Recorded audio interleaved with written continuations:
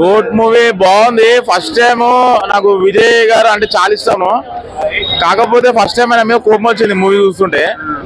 ఏదైతే sun character ఉందో అసలు ఆ క్యారెక్టర్ చూస్తుంటే ఆ డాన్స్ వేస్తుంటే కూడా నాకు అంత మూడు రాలేదు. ఎందుకంటే పాజిటివ్ ఉన్న ఇదే నెగిటివ్ చూపెట్టడం అసలు వెంకట ప్రభు గారు డిఫరెంట్ గా ఆలోచించాడు.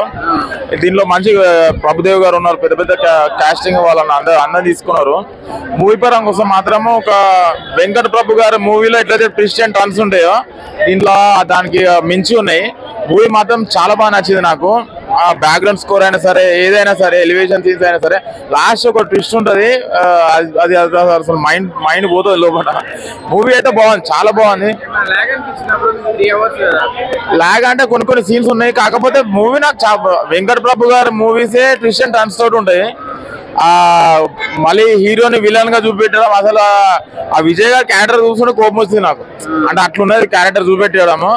ఆ క్యారెక్టర్ కోపం వచ్చిందంటే సినిమా మనకు కనెక్ట్ అయినట్టే. మూవీ చాలా బాగుంది. బ్యాక్గ్రౌండ్ స్కోర్ పరంగా, డైరెక్షన్ పరంగా, సినిమాటోగ్రఫీ పరంగా, యాక్షన్ సీన్స్ అయినా సరే చాలా బాగున్నాయి. కంపల్సరీ థియేటర్కి వెళ్ళి ఎంజాయ్ చేయను.